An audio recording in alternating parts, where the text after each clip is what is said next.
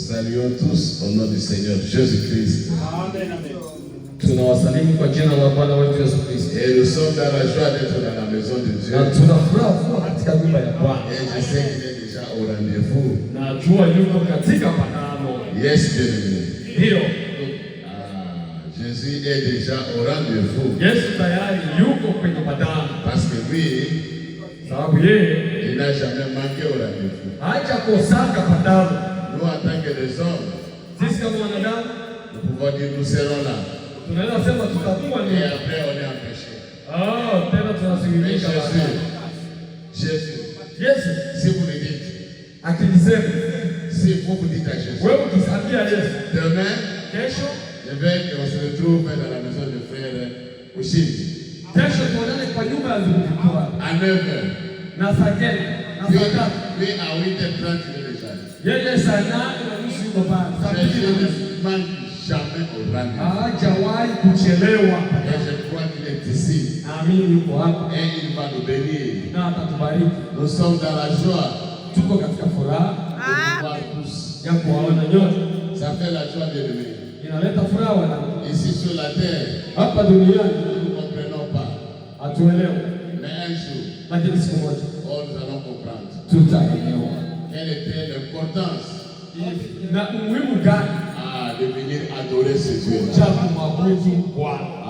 Que Dieu vous bénisse encore. Et content de voir encore le frère Fernando. Et le dimanche passé, il avait écrit. Oui, il avait un peu des situations qui devaient régler. Et je crois que notre Dieu n'abandonne jamais ses enfants. Nous sommes contents de te voir, frère Fernando. Et nous avons prié pour toi. Et nous continuons toujours à prier pour toi. Nous croyons que le Seigneur Jésus fera toujours que vous vous portiez très bien. Aujourd'hui c'est un grand jour. Vous allez vous mettre debout. Nous allons commencer notre équipe.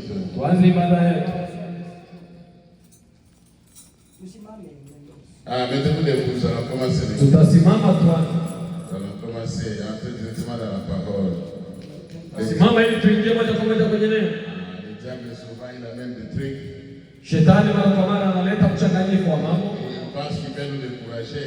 Kuleta na mambo ya kukata moyo. Il ne peut pas nous décourager. Lakini hawezi. Nous allons servir notre Dieu. Sisi tunakubali Mungu wetu. Que ça jour et nuit. Usiku na mchana. Nous allons servir Jésus. Tutamtumikia yeye. Que Dieu bénisse beaucoup kaka Lazaro. Mungu abariki ndugu Lazaro. C'est ça que je dis. Ndio hivyo tu. Tu vois, tu as bien fait chanter, non? Ulioimba mzuri sivyo? C'est comme ça, bien. Ndio ilivyo. Et quand tu fais comme ça, le ciel est content. Mbingu zinafurahi. Et Dieu descend, il nous bénit. Inashuka tayari, Mungu anatubariki. Je crois que nous sommes déjà bénis. Tuko tayari tushabarikiwa. Et il va encore nous bénir. Na atatubariki tena. Nous n'allons pas sortir comme nous sommes entrés. Na hatutatoka kama tulivyoingia. Ok. Nous allons lire dans Apocalypse chapitre 1er, le verset 17 à 18. Ufunuo sura ya kwanza 17 mpaka 18. Apocalypse. Oh, nous sommes des gens merveilleux. Nous sommes des gens bénis. Tumekwisha kubarikiwa. Aujourd'hui, c'est pas que vous allez écouter les prophètes. Tutamsikia nabii. Aujourd'hui, c'est pas que. Leo ni Pasaka. C'est tout le monde qui est à l'église. Wote wako kanisani. Mais nous allons écouter les prophètes. Hata kwa siku za nabii. La bouche autorisée. Kinywa kilichohusika. Ok, je vais lire. Nitasoma. Apocalypse 1, 17 à 18. Quand je le vis, je tombais à ses pieds comme mort. Il posa sur moi sa main droite en disant, ne crains point. Je suis le premier et le dernier, et le vivant. J'étais mort et voici je suis vivant au siècle des siècles. Je tiens les clés de la mort et du séjour des morts. Allez-y, bien-aimé. Nami nilipomwona na alianguka miguuni pake kama mtu aliyekufa. Akaweka mkono wake wa kuume juu yangu akisema, usiogope, mimi ni wa kwanza na wa mwisho na aliye hai, nami nalikuwa nimekufa, na tazama ni hai hata milele na milele, nami ninazo funguo za mauti na kuzimu. Amen. Amen. Nous allons lire Romains 8, verset 11. Tutasoma Warumi 8:11. 8, verset 11. Warumi 8:11. Yes. Romains 8, 11. Vous êtes là? Ok. Nous allons lire. Et si l'esprit de celui qui a ressuscité Jésus-Christ d'entre les morts habite en vous, celui qui a ressuscité Christ d'entre les morts, rendra aussi la vie à vos corps mortels par son esprit qui habite en vous. Yes. Nasoma Warumi, lakini ikiwa roho yake yeye aliyemfufua Yesu katika wafu akaa ndani yenu, yeye aliyemfufua Kristo Yesu katika wafu ataiuisha na miili yenu iliyo katika hali ya kufa kwa Roho wake anayekaa ndani yenu. Amen. Nous allons lire aussi Marc 16. Nasoma Marko 16. Verset 1 et 2.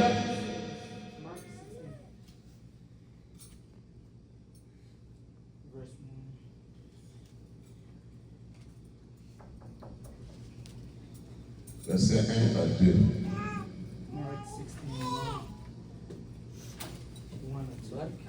Marc 16.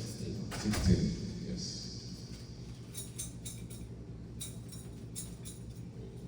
Marc 16. Ok. Lorsque le sabbat fut passé, Marie de Magdala, Marie mère de Jacques et Salomé achetèrent des aromates afin d'aller embaumer Jésus les premiers jours de la semaine. Elles se rendirent au sépulcre de grand matin, comme le soleil venait de se lever. 1, 2. Marc 1, 2. Marc. Yes. Mark 16, 1 and 2. Yes. 16, 1 and 2.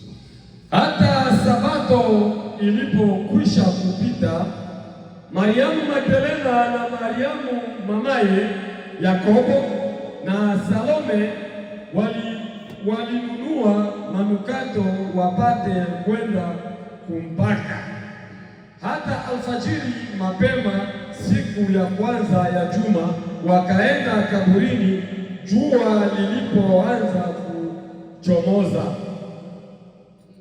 Wakasemezana wao kwa wao, ni nani atakayetuvingirishia lile jiwe mlangoni pa kaburi?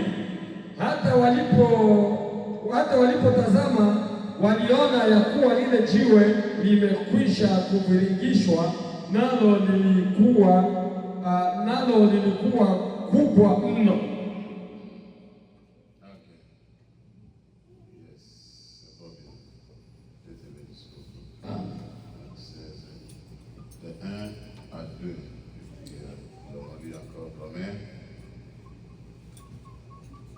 Romains 8, verset 11. Frère Fernando va prier pour la parole. Brother Fernando, pray for the word. Dear Heavenly Father, Baba wa mbinguni, we come to you this morning tumekuja kwako siku ya leo once again to hear your word, Lord. kuja kusikia neno lako. Help us to receive the word this morning. Tumekuja kupokea neno asubuhi ya leo. And like the brother said, let us go different than when we came in. Kama jinsi neno linasema kwamba ni vizuri kuwa katika nyumba yako, tusirudi tulivyotoka. Every saint this morning gathered around the world Kila mmoja asubuhi ya leo is celebrating the resurrection of Jesus Christ this morning, wakifurahia kufufuka kwa Yesu Kristo, because it was the only way kwa sababu ilikuwa njia pekee we will be able to make it ambayo tunaweza kuifanya to be with you one day, Lord. kuwa pamoja nao siku moja. Bwana, Help us this morning tusaidie asubuhi ya leo, to open our hearts, our minds, and our souls fungua mioyo, roho na nafsi zetu to receive the word of God this morning. kusikia neno la Mungu asubuhi ya leo. We ask you to be merciful Tunakuomba mwenye rehema to each one of your children ufundishe watoto wako this morning. asubuhi ya leo, Let us receive gladly tupokee kabisa kwa furaha the word of the living God, neno la Mungu aliye hai from the smallest to the greatest. kwa ajili ya kukua kwetu. Let us all worship the name of Jesus Christ. Acha sote tulisifu na kuabudu jina la Yesu Kristo. In your holy name we ask. Katika jina lako takatifu tunaomba. Jesus Christ, amen. Jina la Yesu, amen. Dieu bénisse beaucoup. Mungu awabariki tena. Notre bien-aimé Fernando. Ndugu yetu Fernando. Yes. Veuillez vous asseoir. Unaweza mkaketi. You may be seated. Moses, sit down. You may be seated. Aujourd'hui, Leo c'est une grande journée. ni siku kubwa. Depuis que l'histoire du monde a commencé, Tangu ulimwengu ulivyoanza. quand le prophète a lu ses écritures, Wakati nabii aliyosoma maandiko haya, le prophète a dit ceci. nabii alisema Il était chez lui à la maison. alikuwa kwake nyumbani. Il était parti à l'hôpital. Hospitali. On lui a injecté des vaccins. Wakampiga Oui, surua parce qu'il devait aller en Afrique. sababu alitakiwa aende Afrika. Il a dit tellement que l'infirmière avait beaucoup dérangé avec fait ceci, fait cela. Il se sentait vraiment malade. Et il était chez lui à la maison. Alikuwa kwake nyumbani. Et une petite fille est venue. Binti mdogo akaja. Une petite fille est venue. Binti Et mdogo cette akaja. petite fille est venue. Na yule binti mdogo Elle lui a donné une carte. akampatia kadi. C'était une carte de Pâques. Ilikuwa kadi ya Pasaka. Et à l'intérieur là-bas, Ndani kulikuwa il y avait des mots kulikuwa maneno. que le papa de cette fille avait écrit. Maneno ya baba ya mtoto Et msichana. quand la fille a donné la carte à mon frère Bala, Aliyompatia tu Branham. elle a dit c'est de la part de papa et de moi-même. Ikasema ni Pasaka ya baba na ya mimi. Ah, le prophète a dit merci beaucoup. Na Branham Et akasema le prophète asante. a pris la carte. Akachukua Quand kadi. il a ouvert ça, Alipofungua bien aimé, donc il n'y a pas d'hasard chez Dieu. hakuwa pesa. Le prophète dit on ne choisit pas des sujets comme ça. Hawatafutaji sifa tu. On donne. Qu'est-ce que je vais prêcher? Unalamuka Non, c'est pas comme ça. nitahubiri kesho. Les prédicateurs se posent des questions. Wahubiri wanajiuliza Qu'est-ce que je vais prêcher? Qu'est-ce que je vais dire? nitafanya. Parce que le prophète dit les paroles que vous dites là, Maneno yanayosema nabii anasema ça a de l'impact dans la vie des enfants de Dieu. inakuwa na jambo Et pour les enfants de Dieu, les enfants de Dieu, watoto wa Mungu. les paroles là, Neno hilo c'est question de vie ou de mort. jambo la kuisha au kufa, Alors on doit être conséquent sababu unahusika pour pouvoir prendre même un sujet. ili uweze kukamata hata somo Le moja. prophète pouvait rester là, Na pia angebaki à pale l'époque toute la nuit. usiku mpaka Et usiku. il ne sait pas qu'est-ce qu'il va dire. Nitasema C'est pas seulement on se réveille le matin, sio tu kuamka asubuhi ah, moi je vais prêcher. nitahubiri. Oh, prêcher quoi bien aimé? Utahubiri nini tu? C'est pas parce qu'il faut prêcher qu'il faut prêcher. Non, il Si faut on que doit Dieu vous la donne faire, quelque on chose peut pour la prêcher. Maintenant, dans la carte là, Wakati alipata kazi c'est là où on avait dit, c'est le lever du soleil. ni kuchomoza kwa jua. Le soleil s'est levé. Kuchomoza kwa Et jua. le prophète a dit, voilà. Akasema Et sawa. il a commencé à méditer sur ça. Akaanza tafakari hiyo. Et c'est comme ça qu'il a prêché ses sermons. Na akahubiri. C'est le lever du soleil. Somo hilo linasema ni kuchomoza kwa Il jua. a prêché ça le 18 avril. Akalihubiri tarehe 18 mwezi wa 4 Yeah, 1965. 1965. Et ça là, c'est presque quelques mois avant qu'il puisse partir. Ilikuwa miezi kadhaa kabla hajaondoka. Et qu'est-ce que la Pâque? Na Pasaka ni nini? Le prophète dit la Pâque, Nabii anasema Pasaka, la semaine où les gens célèbrent la Pâque. wiki ambao watu Le wanasherehekea prophète Pasaka. dit que c'est l'une des semaines les meilleures de la vie. Nabii anasema ni sherehe kubwa mno ya Depuis maisha. que l'histoire du monde a commencé. Kabla historia ya ulimwengu haijakuwako.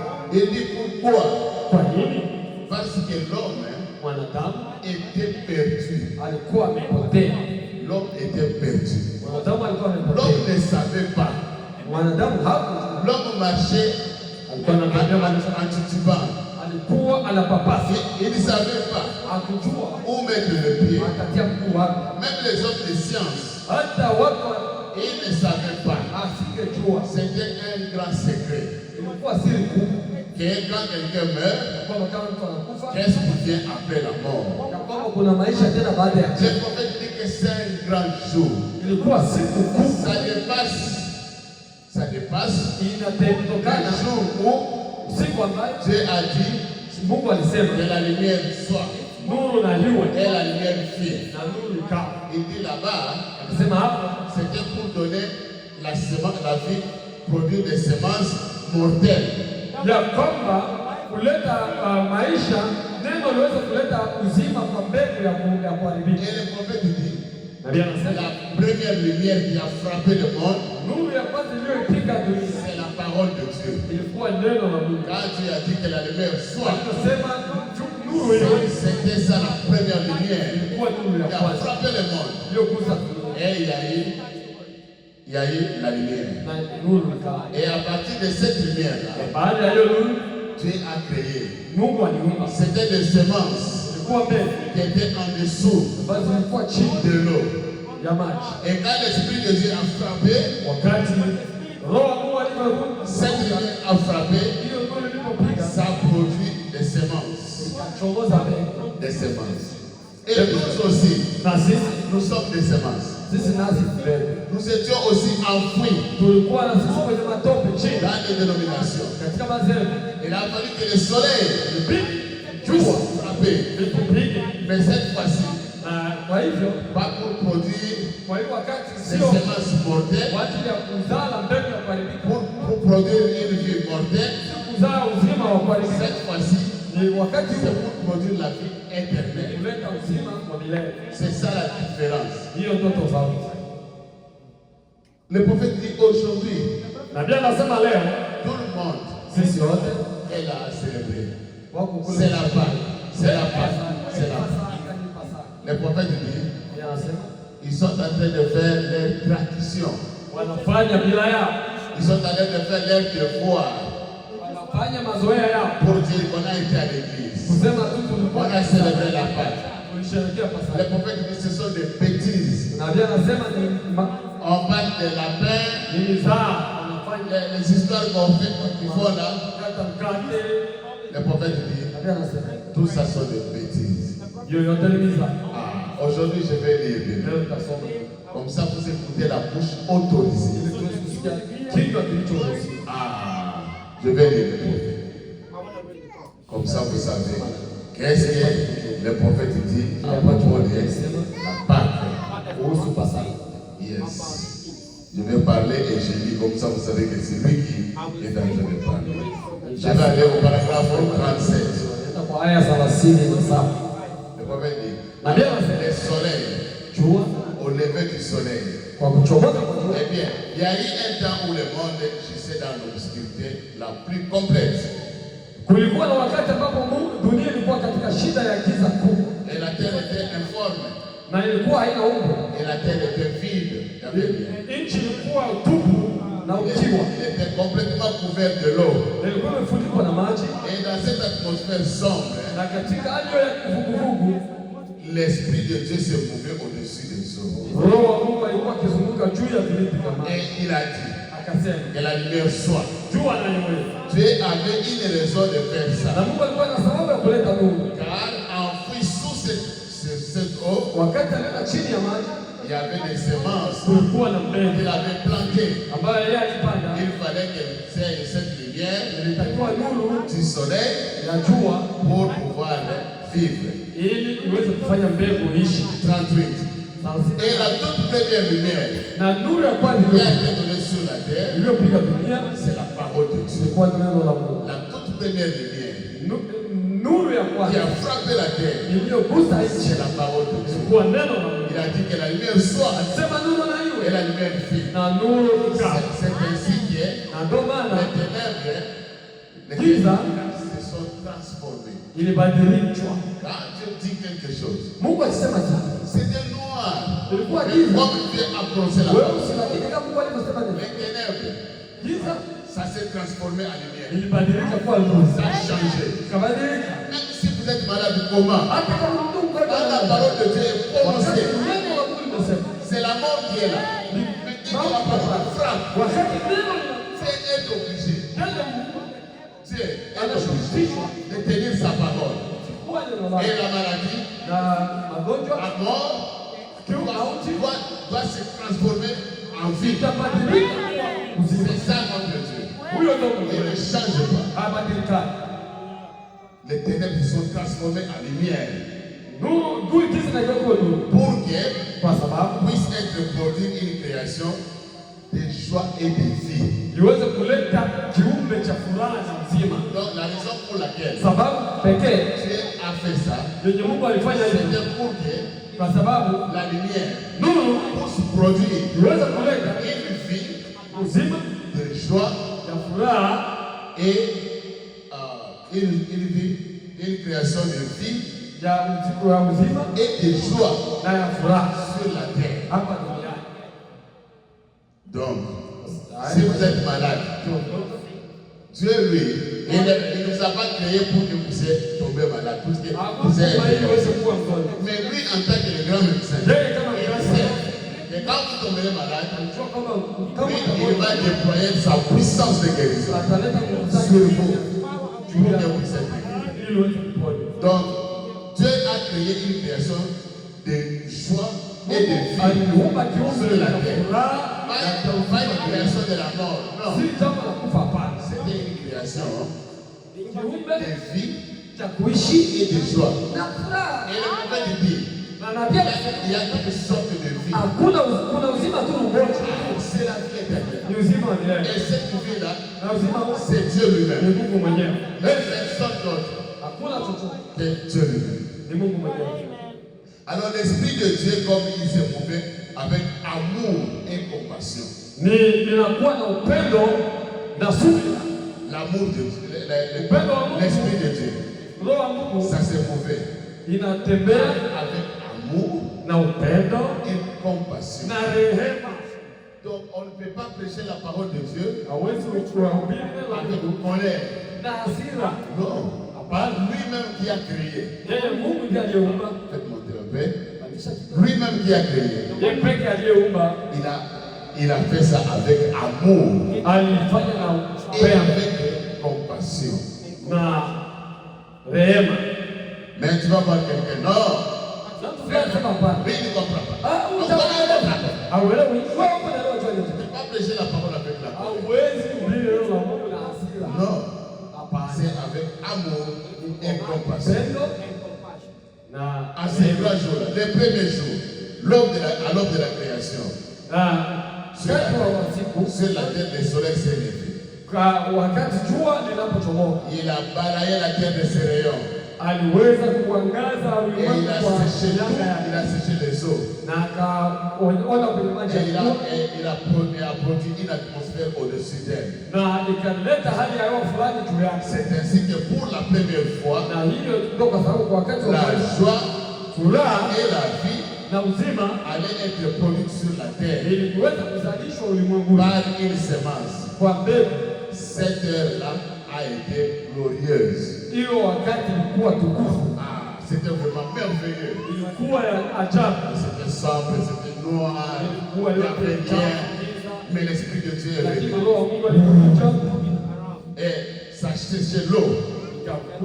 Et une vie est sortie. Les semences sont sorties. Et cette heure-là, c'était glorieuse.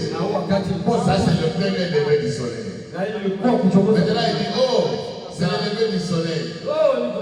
Ce lever du soleil là n'avait rien de comparable avec le lever du soleil de ce matin de Pâques. C'est totalement différent. Là-bas, c'était glorieux parce que c'était aussi la joie. C'était la vie qui avait commencé. Il y avait un jardin de lait qui était sorti. Très merveilleux. Mais le prophète dit, c'était glorieux. Mais ça là, ça n'a rien à comparer avec la part de ce matin. On va voir la différence. On va voir la différence. Cette fois, Le soleil qui s'est levé Leo wakati jua iliyochomoka dans les cieux, juu umeruka. cette fois-ci, Ndio maana non, cette fois-ci, kwa hii yes, voilà que le soleil qui s'était levé là-bas, la ile création, ile jua iliyochomoka c'était glorieux, c'était merveilleux. ilikuwa ya ajabu. Mais maintenant, Na là, sasa hii c'est qui est sorti aujourd'hui. hii inayochomoka Le leo. soleil là, qui s'est levé aujourd'hui, Ambayo inachomoka leo. c'est plus merveilleux. Nayo Il y a rien qu'on peut comparer avec ça. hakuna chochote hapo duniani Et la différence de prophète dit c'est quoi? Nabii anasema ni nini? Il dit, le soleil qui s'est levé dans les cieux a produit le lever du soleil le plus glorieux. Jua lilochomoka hapo awali liliweza kuzaa jua ambalo ni la ajabu sana, Qu'il n'y ait jamais eu. ambalo aliwahi Parce qu'avec ce lever du soleil, kuchomoza kwa est jua arrivée une nouvelle plus importante qu'au lever du soleil du commencement. kulichomoka tena jua lingine la maana sana kuliko lile la zamani Ah, il a pité, ambayo inapita ile. yes. Ce lever du soleil a apporté la nouvelle qu'il est ressuscité. La jua la zamani ilileta uhai ambao uliweza kufufuka. Il est revenu à la vie, Alikuja kwenye uzima d'entre les morts, kutoka kufa comme il l'avait promis. kama alivyoahidi, Il est ressuscité de mort. alifufuka kutoka wafu. Donc, la première fois que le soleil s'est levé dans la Genèse, il a porté le message Ilileta ujumbe qu'il y avait la vie sur la terre. kwa uzima kwenye mji, Et là, c'était la vie na ile mortelle. uzima wa kuharibika. Ah, une vie mortelle. Quand le premier soleil s'est levé, là-bas au commencement, Wakati jua lilipochomoza hapo mwanzo, c'était glorieux. ilikuwa Il y avait tumaini, une vie, ilikuwa uzima. mais ce n'était pas une vie. Haukuwa uzima C'était une vie wa milele, mortelle. ilikuwa uzima wa kuharibika. Maintenant, Lakini mais sasa cette fois, na sasa quand le soleil s'est levé, wakati il y a eu jua un double lever du soleil. kuna tena kitoto kidogo Un cha jua autre lever, ingine kuchomoka celui du Fils. ambayo ilikuwa ya mwana. Ah, il dit en anglais, on écrit son. Katika Kiingereza wanasema ni Yes. mwana sana. Donc, c'est pas mon dit. Kama On dit wanasema ceci. Si on dit Sunday, wakisema Jumapili, yes. Sunday, vous voyez là-bas. Jumapili au unaona Ça, hapa, ça, c'est le soleil. hii ni jua, Les jours du soleil. siku ya jua. Maintenant, l'homonyme des Sunday ici. Okay. Mais Katika mtato le wa prophète en anglais aussi, kueleza kwa c'est ça. kwa Kiingereza tena ni mtoto. Maintenant, aujourd'hui, Leo c'est fils en français. ni mtoto kwa Kifaransa, C'est Sunday. C'est toujours je pense que la même ni chose. siku ya jua, kama vile C'est le jour du fils. ni siku ya mwana. Le jour du fils. Là-bas, le soleil s'est levé. Hapa jua lichomoza, Ça a produit une vie mortelle. ikachomoza uzima wa Maintenant, le soleil qui s'est levé au jour du fils. lakini jua lilochomoka siku ya mwana, Ah, cela a apporté hiyo ilileta la vie éternelle. uzima wa milele. A apporté une bonne nouvelle. Ilileta La bonne nouvelle, c'était quoi? jumbe mpya C'était qu'après la mort, il y a la vie. baada ya kufa kuna Et le prophète explique, il dit pourquoi? Il dit parce que kwa sababu quand les hommes ont commencé à mourir, kama watu walivyokuwa ils ne savaient pas qu'est-ce qu'ils vont faire. kwamba watafanya nini, Mais maintenant, ils ont vu quelqu'un lakini waliona mtu qui fulani a dit que j'ai le pouvoir de donner ma vie. aliyesema nina Et j'ai le pouvoir de reprendre ma vie. na tena nguvu. C'est quelqu'un qu'ils ont vu marcher. Ni mtu ambaye aliona akitembea, Quelqu'un qu'ils ont vu marcher avec ni eux. mtu ambaye aliona akitembea nao, Quelqu'un avec qui ils dormaient avec. mtu aliyelala pamoja naye Et il est mort. na alikufa, Et après, na baadaye on ne va encore y aller. wakamwona akitembea. Mais ça, c'est compliqué. Na hii inachanganya Comment ça? na ni namna C'est gani? que le prophète dit. Tusikie C'est les jours du Fils. ni siku ya mwana. Il dit, Sema celui du Fils, il s'agit du mot anglais son, hiyo inatoka katika neno qui signifie Kiingereza fils, mwana, et dont l'homonyme son signifie soleil. na hiyo ina tafsiri inamaanisha mwana, inamaanisha tu Non seulement le lever du sun, sio tu kuchomoka kwa mwana, le soleil, mais c'était le son. ni ya mtoto, Ce n'était pas seulement le lever du sun du soleil, sio tu kuchomoza kwa jua, mais c'était aussi le lever du son, kuchomoza kwa mwana, le fils. mtoto. Ici c'est soleil. Hapa ni jua. Le Seigneur Jésus, Yesu Kristo c'est lui-même le soleil. ni yeye mwenyewe jua, C'est lui-même la lumière. yeye mwenyewe nuru. Et là, c'était son jour. Na hii ilikuwa siku Quand ya il s'est levé, na le prophète dit, quand Jésus est sorti de la tombe, on avait placé une grande roue là. Et cette roue-là, celui qui a roulé ça, c'est Dieu lui-même. C'est pas quelqu'un qui est venu, non, c'est Dieu lui-même. Pourquoi il dit que Jésus, il n'était pas seulement ce que les gens pensaient. Non. C'est Dieu lui-même dans la chair. Donc il dit qu'il s'était levé pour apporter la vie éternelle. Et à toutes les semences promises de Dieu. Donc il a vu par sa présence qu'elle se trouverait sur la terre. Jésus n'était pas venu mourir pour tout le monde. Non. Jésus est venu mourir pour les semences que Dieu avait déjà connues avant la fondation du monde.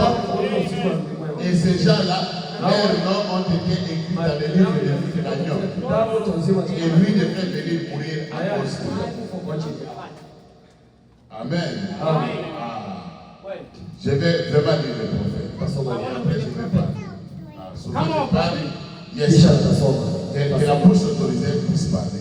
Par exemple, même les végétaux n'auraient pas pu vivre là-bas au commencement sans qu'il y ait le sang, donc le soleil. Pour leur donner la vie. Le prophète dit de même aujourd'hui, quand le Fils de Dieu sort sur la terre, il faut qu'il y ait la lumière du Fils Saint, pour leur donner la vie éternelle. Mais qui sont-ils? Ceux qu'il avait choisi, qu'il connaissait avant la fondation du monde. Il les avait choisis en lui-même avant la fondation du monde. Et le matin de Pâques, donc enfoui quelque part dans la terre, enfoui. Alors, enfoui. Iko sawa, wanaficha chini ya bulongo. Alikimbilia chini ya bulongo. Enfoui quelque part dans la terre. Alijificha chini ya bulongo. Il y avait nos corps. Nos corps étaient là. À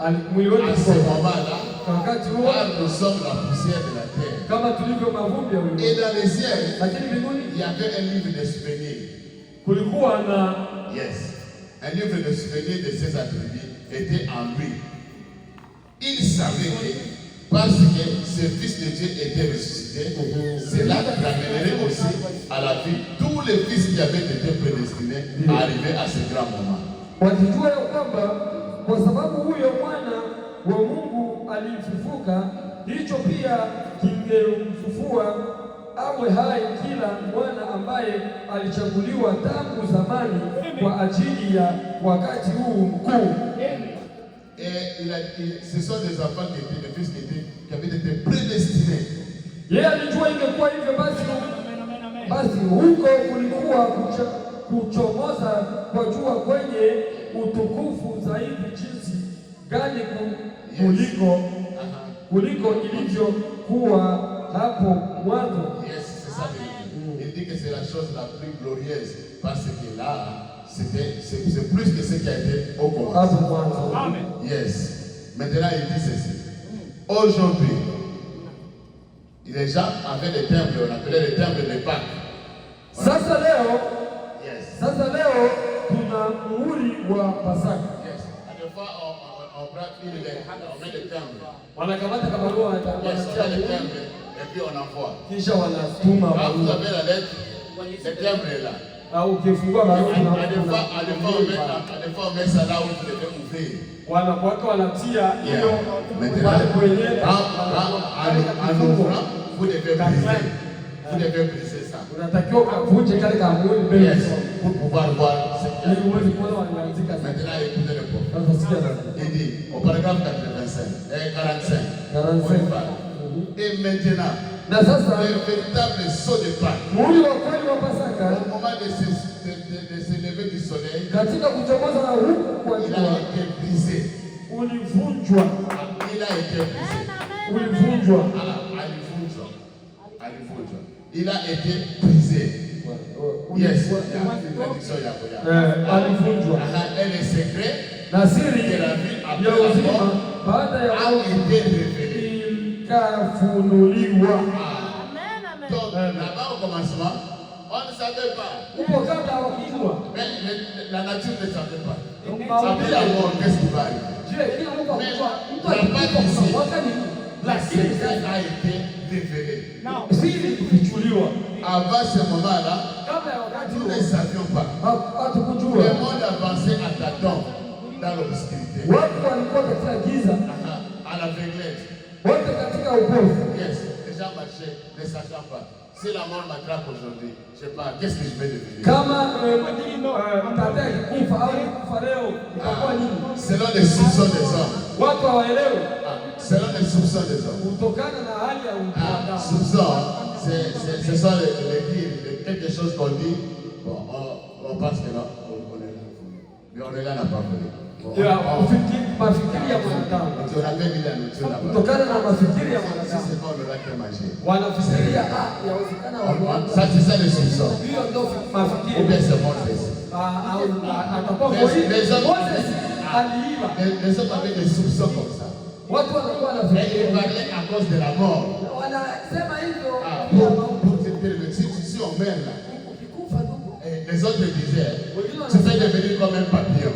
utakuwa kama karatasi. Tu deviens comme un petit papillon. Unakuwa kama kipepeo. Mais non, bien aimé, si tu meurs, tu deviens peut-être une moustique. Les hommes disaient ça parce qu'ils ne savaient pas. Les prophètes disaient qu'il y avait des théories au cœur des hommes. Il y avait beaucoup de traditions qui s'étaient si vous mourrez ici, c'est comme on était en Afrique.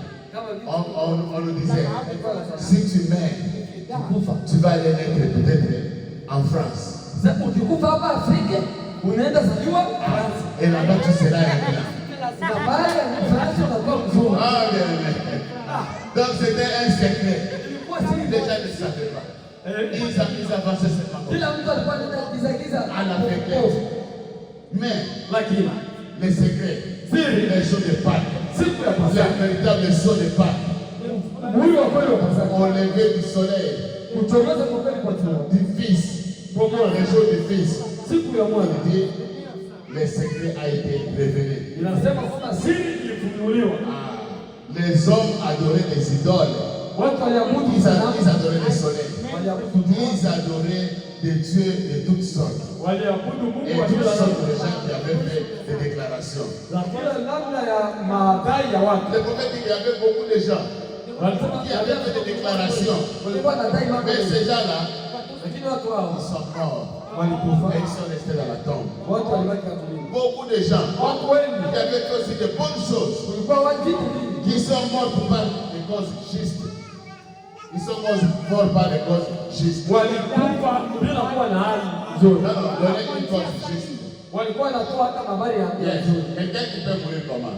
Il dit, moi je suis par exemple, je ne peux pas dire je suis mexicain. Je vais mourir pour mon pays, le Mexique. Je vais aller à la guerre. Même s'il faut mourir là-bas, je vais mourir. Et puis il meurt. Il est mort pour une cause juste. Mais malgré ça, ça ne changeait absolument rien. Quand tu meurs comme ça, dans la tombe, il y a eu beaucoup de prophètes. Et aussi, ils ont prêché la parole. Ils ont fait des signes de le faire. Ils ont fait beaucoup de choses. Mais à la fin, la mort les a portés là-bas. Et les secrets, les gens ne savaient pas. Mais le jour de Pâques, le secret a été révélé. Oh, bien aimé. Oh, ça c'est merveilleux. Et le prophète dit, mais le vrai sceau avait été brisé. Et celui qui, à un moment donné, avait vécu comme nous vivons.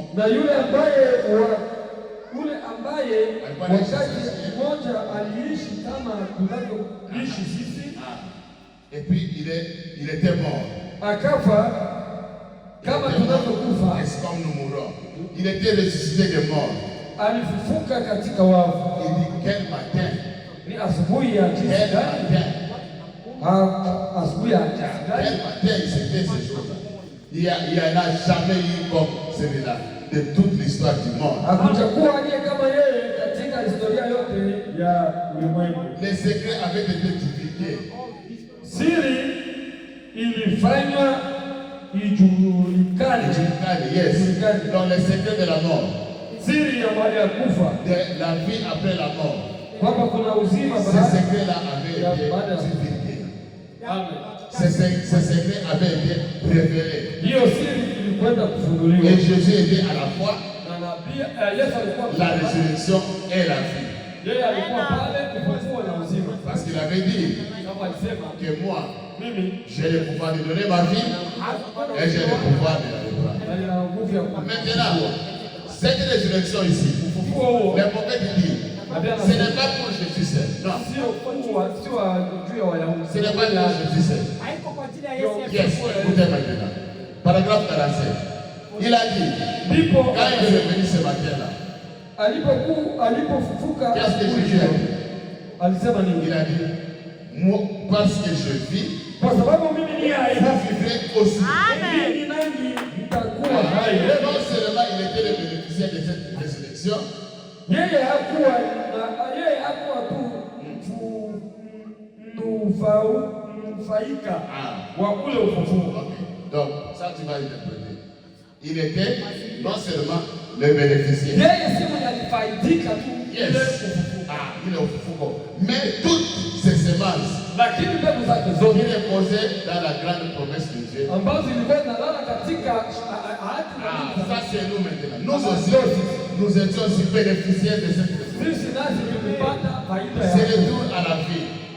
Puisqu'il a kwa ajili ya dit, uzima. parce que moi je vis, Sababu mimi vous naishi aussi vous na vivez. nyinyi mnaishi. C'est alors que le sceau a été Hiyo ndio kwa brisé. sababu muhuri ilivunjwa. Parce que lui Sababu a yeye été ramené.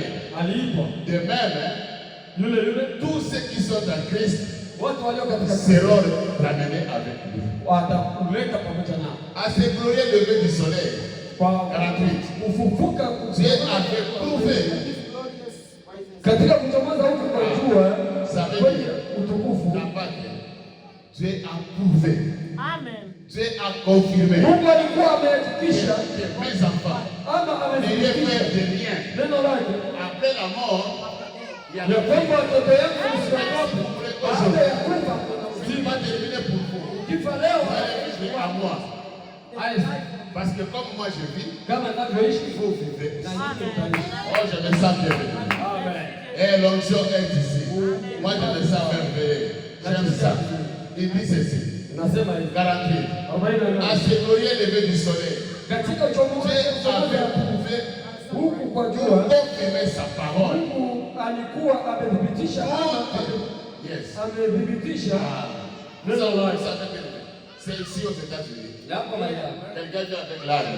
anacheza mkuu Et puis il fuit, il pas on arrête. Et il va quelque part. Frère, chez nous, kwetu, quand quelqu'un meurt, kama mtu anakufa c'est la tristesse.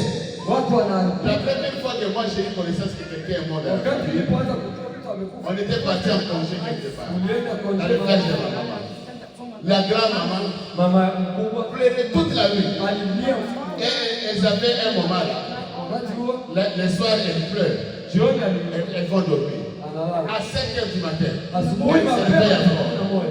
Mais on a déjà enterré la personne. Lakini washa mziki C'était la tristesse. ilikuwa kabisa ni nyofu sana, C'était vraiment la tristesse. nyofu mwingi. Vous sentez que les gens, vraiment, il y a quelque chose. Watu kwamba kuna Ils kitu ont perdu quelqu'un de la famille. walipoteza, C'est pas aujourd'hui on tue les gens. Bah, bah. sio kwamba leo wanapenda. C'est comme des cailloux comme ça. Non, Hapana, non, il y avait de la tristesse. ilikuwa kabisa Quand quelqu'un unyofu. meurt. Et cette tristesse-là, Na hiyo hali elle est toute, qui déjà s'était installée dans nos esprits, yote ambayo ilikuwa katika mioyo yetu a été dissipée. yaliondolewa Dans la tristesse de dire que non, ya la kusema personne est morte. Les chrétiens ne meurent pas. Kristo afaka. Quand un chrétien meurt, Kama Kristo amelala il est parti se reposer. ameenda Amen. Et on le verra. On ne peut pas avoir les craintes On ne peut pas avoir de tristesse extrême. Non. La tristesse là n'est pas comme avant. hiyo haiko kama zamani. Car il y avait là celui qui avait vécu, Kama kuko yule qui aliyeshinda, avait marché, qui avait bu, yeye alikula akanywa, qui avait été en communion avec les gens humains, celui qui avait dit, j'ai le pouvoir de donner ma vie. yeye aliyesema J'ai le pouvoir de na prendre. Et maintenant, voilà qu'il n'avait pas seulement fait cette affirmation, je akufanya tu hilo uhakika, mais il avait prouvé lakini alihakikisha quelle était la vérité. ya kwamba ilikuwa Le kweli. prophète dit, oh, comme c'est parfait. Alisema kwamba ni furaha sana, Le prophète dit ceci, ni ajabu. je suis sûr Mimi nina uhakika asubuhi ya leo que nous-mêmes, ni sisi pia qui les croyons, waaminio nous ne pouvons pas saisir toute l'importance de cette chose-là. tunaweza kumiliki kila umuhimu wa Le hayo, prophète dit, même nous, hata sisi comme nous sommes là, kama tulivyo. à des fois nous ne saisissons pas l'importance de ce qui est. Kwa wakati hatujui umuhimu wa kile kifo cha Il Yesu, dit que même nous, hata sisi peut-être, nous ne saisissons pas. Il dit, anasema parce qu'il est ressuscité sababu alifufuka de mort, nous kutoka aussi, wafu, nasi pia nous sommes déjà ressuscités. tayari tumeshafufuka. Ressuscités de mort. Tumefufuka kutoka wafu, Car nous étions en lui. wakati tulikokuwa ndani yake.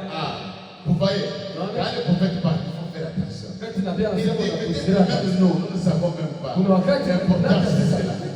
Nous ne savons pas. labda Mais il dit, mais nous aussi, sisi pia, pas seulement nous, sio yeye mwenyewe, nous aussi, sisi pia nous sommes déjà ressuscités. tumekwisha tayari Et kufufuka. c'est là où les gens pensent, Ndio maana watu wanasema frère Rochette, toi tu n'es pas encore mort.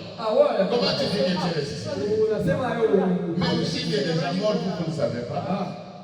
Il est déjà mort, vous ne savez pas. kama ashakufa ujue Il est mort aux choses du monde. alikufa kwa mambo ya ulimwengu hayo, Il est mort du péché. alikufa kutoka dhambi. C'est la mort. Vous Kufa ne pouvez pas vivre dhambi ni kitu, sans la mort. hauwezi kuwa katika Vous dhambi devez au mourir dhambi. Unatakiwa ufe pour devenir une nouvelle ili créature. uweze kuwa kiumbe Nous kipya. étions déjà Kwa morts. tayari tumekufa Et en lui, et nous sommes déjà ressuscités. na ndani yake na tumekwisha Je kufa. ne parle pas de la résurrection quand Jésus va venir, les gens vont sortir. Sizungumzie ufufuo wakati Yesu Parce anakuja. que même ceux qui partent dans la tombe là, Kwa sababu wale ils sont déjà ressuscités. wamekwisha kufufuka Ils vont avec cette puissance en eux. wanaenda tena hiyo nguvu Parce que zaidi. sans cette puissance, Sababu hiyo nguvu tu ne peux pas sortir. bila hiyo nguvu hauwezi La kabisa. résurrection, ils en ont déjà. Huo ufufuo wanaona Ils en ont déjà. wanao Donc, tel que nous marchons là, kama tunavyokula quelqu'un peut te dire, kama tunavyosema je vais te tuer. enda kuwa Tu les regardes, tu dis, moi je suis ressuscité. Tu fais un travail dur. unafanya J'aime kazi bien la vérité. Comme ça, le prophète dit, peut-être que nous ne saisissons pas. Mais je veux que vous puissiez saisir. C'est pourquoi j'ai dit le prophète. kama nisoma na C'est ça. Nous sommes déjà ressuscités. tumekwisha tayari kufufuka kutoka Nous wafu. sommes déjà morts. Et nous sommes déjà ressuscités. Nous vivons en Christ. Donc les choses du monde là, pour nous, c'est déjà mort. Yamesha kufa. C'est déjà mort. Yamekwisha kufa. Les péchés, c'est déjà mort. Dhambi imekwisha Ça n'a kufa. plus de place. Hayana kazi ni kwetu. Quand vous prenez un cadavre, Ukamata mtu mettez un cadavre ici kupitia kwa pale. et prenez une fille Kamata mwana mal habillée. patie En sous-vêtement, va passer devant le cadavre. apate mbele Les ya cadavres ne bougent pas. hawezi kuzika. Mettez même $1 million à côté. Tia milioni ya dola pale. Laissez-le là-bas. Mwache na Partons seulement, disons, bon, on va voir. utaona kama hata sikamata. Vous allez le trouver seulement comme ça. Mutamkuta tu analala. Il ne peut pas bouger. Hata Il est déjà mort. amekwisha kwenda. Un chrétien, Kristo oh bien-aimé, odo mort aux choses du monde. wanakufa C'est kumama. pourquoi, bien-aimé, je vous ai dit la fois passée. Nous ne voulons pas une vision panoramique, une vision comme ça. Non. Sisi hatutaki Nous sommes dans le message. Non. Nous allons répéter le message. hatutaki kanisa Et dans le message, chora hizi aseme et dans le message, sisi tutarudia il y a la puissance qui transforme. na katika ujumbe Il y a la puissance de résurrection kuna nguvu za ufufuo. pour pouvoir faire Unaweza fanya tailler, tailler, tailler, tailler, tailler. Pour que nous puissions arriver à la perfection. unafika katika ukamilifu. Il y a beaucoup de choses bien aimées. Kuna mambo mengi Ce n'est pas seulement être baptisé au nom du Père, au nom du Seigneur Jésus-Christ, et puis sortir de l'eau. Ce n'est pas seulement ça. hapana, sio Dieu nous appelle Mungu alituita à monter kupanda et Et vous allez voir que na utaona après la foi, baada la ya vertu, après la vertu, maarifa vous allez monter jusqu'au baptême du Saint-Esprit. kapanda mpaka Et ubatizo. là-bas, Na pale c'est la pierre de fête qui descend. jiwe la kifuniko ndio Dieu lina- lui-même descend dans votre cœur. Mungu yeye pekee anashuka Il mahali s'installe là-bas. anakaa ndani Et il nous appelle à l'adoption. na anatuita katika L'adoption, c'est la famille de Dieu. ni kuingizwa katika familia. Là, il vous met dans la famille. Kuingia katika kingine Votre cha familia. signature. Votre signature. Signature yako C'est la signature de Dieu. ni signature ile yako. Quand vous dites seulement que toi tu es béni, Ukisema tu la personne est bénie. Votre parole, ça devient, c'est comme Dieu qui parle. maneno yako Et là, frère, vous ne pouvez faire du mal à personne. hauwezi Vous fanya ne pouvez mabaya. pas faire du mal à personne. Hauwezi fanya mabaya kwa mtu. Kweli kabisa. Oh, bien-aimé. Oh, no. Qui sommes-nous? Sisi Nous sommes tunasema, déjà. Nous sommes déjà. sisi tayari Dans la prédication, katika la mahubiri, divinité de Jésus-Christ. katika Les ukuu wa Yesu prophètes, Kristo. les gens ne savent pas qui vous êtes. Watu hawajui nini mna Ils ne savent pas. hawajui. Ils disent, vous allez commettre des erreurs. Unaweza Comme tout le kufanya monde. kama kila mtu. Mais pour vous, ce n'est pas express. Haiko hivyo. Parce que vous êtes déjà mort. Sababu Et vous êtes déjà ressuscité. umemsha Et là, la mort ne peut plus vous faire quoi que ce soit. kifo hawezi kufanya kitu. Quelle mort encore on va mourir? Nous, on est déjà morts. Toi, tu veux déjà mourir. Kwambia tena utakufa na Oh non, on va t'enterrer. Non. wewe utakuzika Oh hapana. non, c'est pas moi qu'on va Si dire. mimi watazika. Watazika hivi. Mimi ndio kule juu. Oh, bien. Amen. Le prophète dit imaginez. Nabii anasema Paragraphe 50. Il dit remarquez. Maintenant, comme les ténèbres couvraient la terre, kama kisikizi ilivyokuwa inafunika et dunia que les semences ne pouvaient pas vivre sans que le soleil s'élève, alors les ténèbres avaient couvert la terre. na juu mbegu isingeishi kwa sababu kabla jua haijachomoka, sababu jinsi ilikuwa inafunika dunia. Et maintenant, les sangs, donc le Na sasa s'est jua élevé, et alivyochomoka, toutes les ténèbres ont été dissipées par cette lumière. kila giza iliweza Alors que Dieu répandit dans tous les pays, vers les gens, déclarant, il n'est pas ici, mais il est ressuscité. na wanaenda dunia mzima kuhubiri kusema kwamba haiko hapa, amekwisha kufufuka. Paragraphe 50. Le prophète dit, quelle déclaration! Ni jambo dai gani? Il avait prouvé sa parole.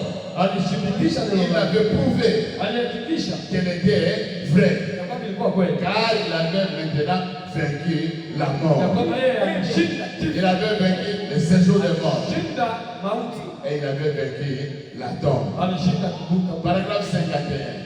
Hamsini na Le moja. prophète dit ceci. Nabii anasema, Vous voyez aujourd'hui, unaona leo les gens baptisent au nom du Père, Fils et watu Saint-Esprit. wanabatiza kwa jina la Baba, Mwana na Roho. Ça, c'est la Trinité. Hiyo ni utatu Et mtakatifu. puis, les gens disent, ah, ça, c'est l'église de la Trinité. Wanasema hiyo ni kanisa ya utatu. Mais le diable aussi Shetani avait aussi la Trinité. ana utatu. Et la Trinité de Satan, Na utatu wa shetani c'est la mort. mauti, Yes. Et il y a la tombe, kaburi et le séjour de mort. na siku ya mauti. Le séjour de mort. Maintenant, le séjour de mort, Siku ya mauti c'est Satan qui était chef là-bas. Yeah. Ça, c'est la Trinité de Satan. hiyo ndo utatu wa La Yesu. mort, la tombe et le séjour de mort. Siku ya kifo. Donc, Satan, à tout moment, Shetani kwa wakati il terrassait le monde. anatimiza Je vais te tuer. Tous les prophètes, Satan tuait. Et il pensait faire quelque chose. Non. Dans sa Trinité, ce qui faisait ça, ce qui faisait la force de Satan, kinafanya nguvu za shetani c'était la mort. kifo. Même si vous faites comment? Hata ufanye nini, Oh, moi je suis riche. una Je pesa suis milliardaire. na milioni Un jour, siku un moja, jour, vous avez des docteurs. kuna Vous wadosi devez manger en calcul. unapiga chakula, wanapiga hesabu, Le sucre, wanaangalia sukari, le sucre. wanaangalia Et puis on chumvi, prépare dedans. sie mafuta Même mingi si on fait ça, mbele même si tu manges bio, hata un ukule jour, vizuri, quelque chose va seulement. Oh, c'est un cancer. siku moja utasikia kanseri. Ah, et lui il est milliardaire. Bali kwa Mais le milioni cancer est là. eh, On na va, milioni yake. même les assurances. On va vous dire, ah non, Eh, niko na meti l'assurance ici, ça ne peut pas couvrir cette maladie. Hiyo assurance yako haiwezi kufanya. Mais c'est l'assurance. Oh non, ça là, ça ne peut pas couvrir cette maladie. Non, toi, on ne peut pas te Tangu jeter. siku gani walikwambiaka assurance inafunikaka magonjwa? Oh non, ce médicament, c'est pour les gens qui ont l'assurance un peu élevée. Dawa Ce n'est pas les gens. yako na assurance ya nini? C'est comme ça encore. Mais malgré cette assurance-là, Haijalishi on va assurance. tout faire. Et la mort va vous prendre tout. Dans la tombe. Et dans la tombe, c'est le corps qu'on mettait là-bas. Mais l'esprit, l'homme, Satan prenait ça et il a mis dans le séjour des morts. Il avait un endroit et il avait les clés lui-même. Quand tu peux faire des bruits. Dieu. Quand tu termines, Satan te prend les mains. Et puis il te met là-bas. Dans la tombe. C'était lui le chef. Et il te prend là-bas, dans le séjour des morts. Ferme là-bas. C'est là où il a placé. Ils étaient là. Abraham était là-bas. Ils étaient là et Sarah, ils étaient là. Josué était là-bas. C'était le puissant conquérant. Et Caleb, là-bas. Esaïe, là-bas. La mort, c'est ce que Dieu a fait comme. Et ça faisait peur. Et le prophète dit, vous connaissez l'abeille. L'abeille, c'est qui fait le miel. L'abeille. Yes. Yes. L'abeille, quand ça vous pique, si ça vous pique vraiment bien, son aiguillon là, ça reste dans votre corps. C'est ça l'abeille. Mais Satan, il ne savait pas. Lui, il venait. Il va faire boum. Et il retire ça. Il fait boum. Et il retire ça. Satan ne savait pas. Dieu avait promis, depuis la Genèse, que la semence de la femme va t'écraser la tête. Il y a un jour, alors que Jésus montait à la croix, quand il montait au calvaire, l'abeille Satan était en train de bourgeonner à son oreille. Tu as résisté le monde. Tu as gagné le malade. Aujourd'hui, j'étais ici. Et Jésus était calme. Jésus était calme. Avec la croix, il tombait. C'est le fait. Et l'abeille, là, Satan, pour donner la seule oreille. Aujourd'hui, j'étais ici. Tu penses que tu es fort. Aujourd'hui, c'est fini pour toi. Et Jésus montait seulement calme. Mais Satan ne savait pas. Jésus est resté calme. Et arrivé là-bas, il a tout fait. Même aujourd'hui, les gens même, les esprits là ne m'aiment pas. Quelqu'un va vous dire que vous avez le message. Vous dites que vous avez Dieu. La personne est là malade. Guéris-la. Guéris-la donc on va. Donc ce n'est pas nous qui guérissons. C'est Dieu qui guérit. Même si la personne là est guérie, vous n'allez pas croire. Parce qu'il y a un faux.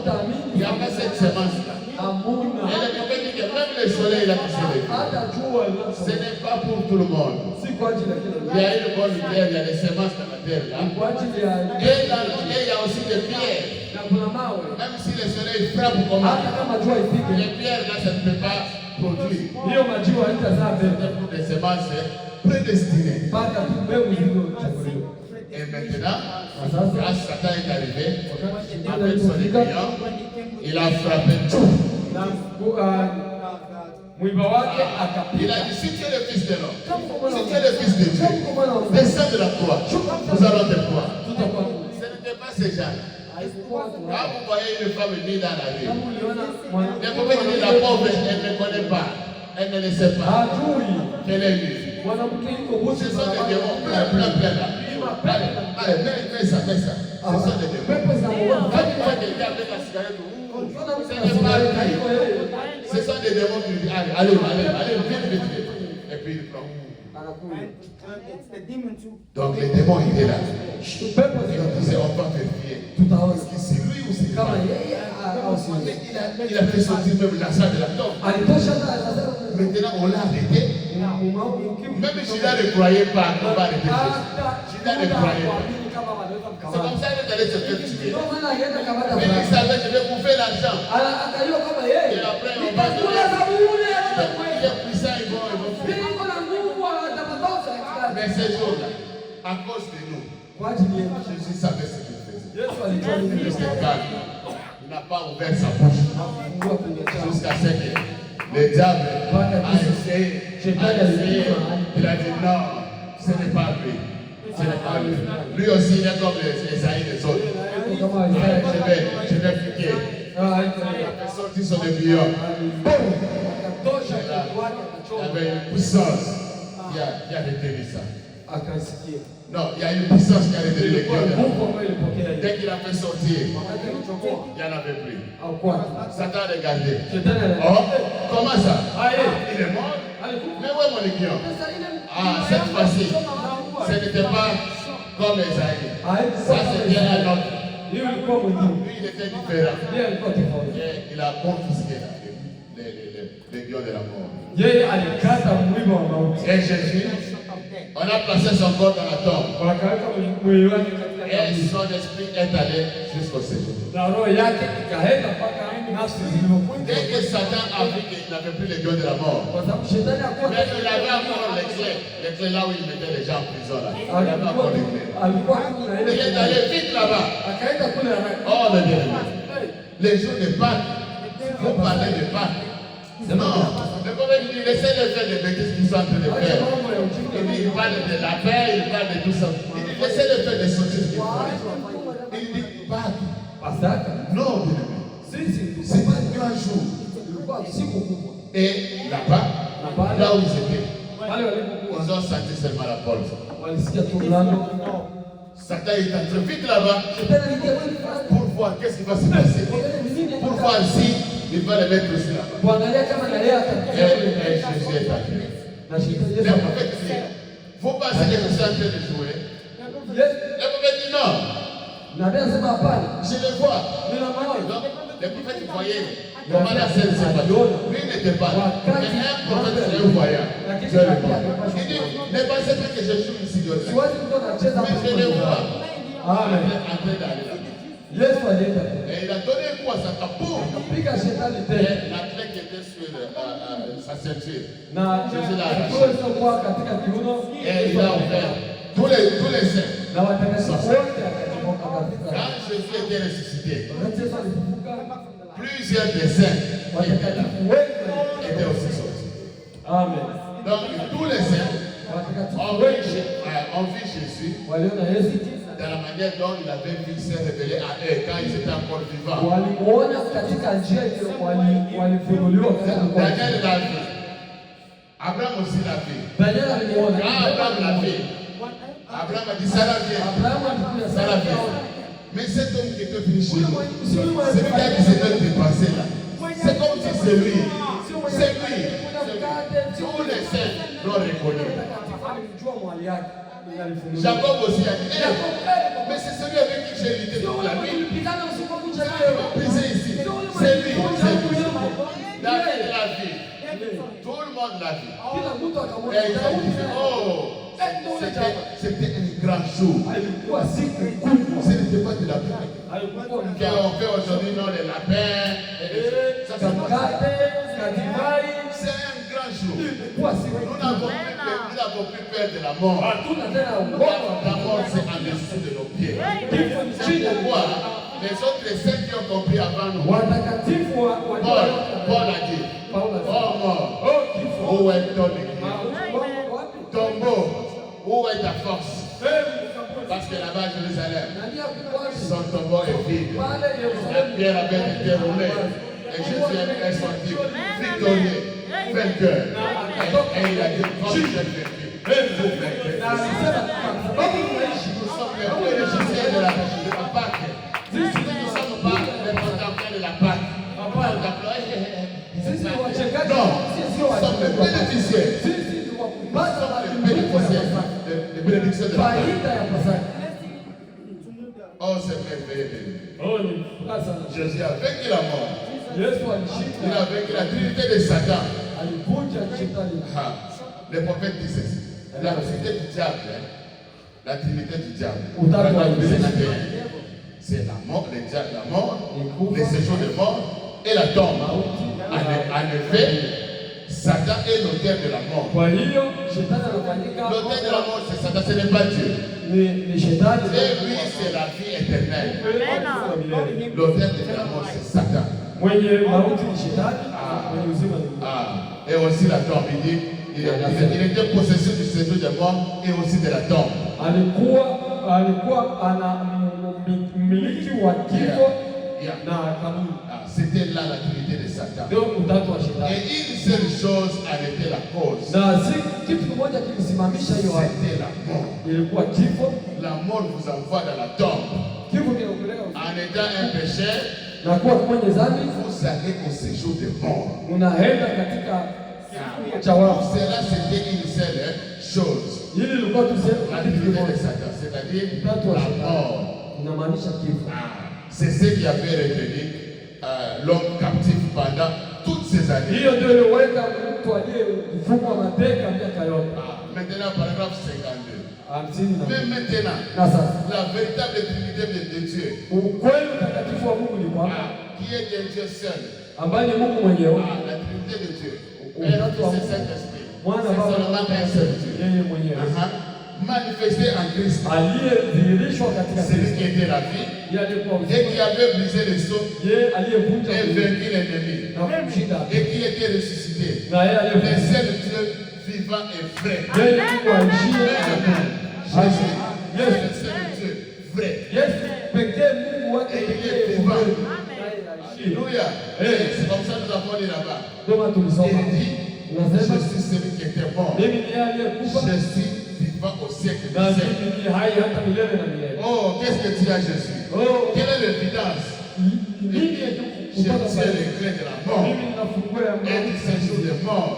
na kuzimu. Il le prophète dit, Dieu, Na Biblia inasema un seul, yeye s'est mwenyewe fait homme anajifanya et il a mwanadamu habité parmi nous. na akaja kuishi katikati Il yetu. a vaincu tous Alishinda les ennemis. kila jambo La preuve avait été faite na uhakika ya kwamba lilitendeka, que la trinité de Satan ya kwamba utatu wa shetani avait été vaincue ilishindwa et que la trinité de Dieu avait été na divinifiée. utatu wa Mungu uliweza kumstiri kuonekana, Ah non, non, la divinité s'est révélée. ulikwenda kuwa wa Mungu wa La kufufuka. trinité de Satan qui était la mort, la tombe et le séjour des morts, Utatu wa shetani ambaye ulikuwa la kifo, trinité de Dieu aussi lakini s'est utatu wa révélée en ce qu'il a vaincu la tombe, wakati la mort pale et le séjour wakati des morts. aliposhinda kifo, mauti na kaburi. Ah, parce que Dieu seul. Sababu Yesu ni Mungu mwenyewe, Bien aimé, qu'on ne vous trompe pas. wasikudanganye Non, tu. bien aimé, vous voyez, Unajua les gens marchent en train de tromper les gens.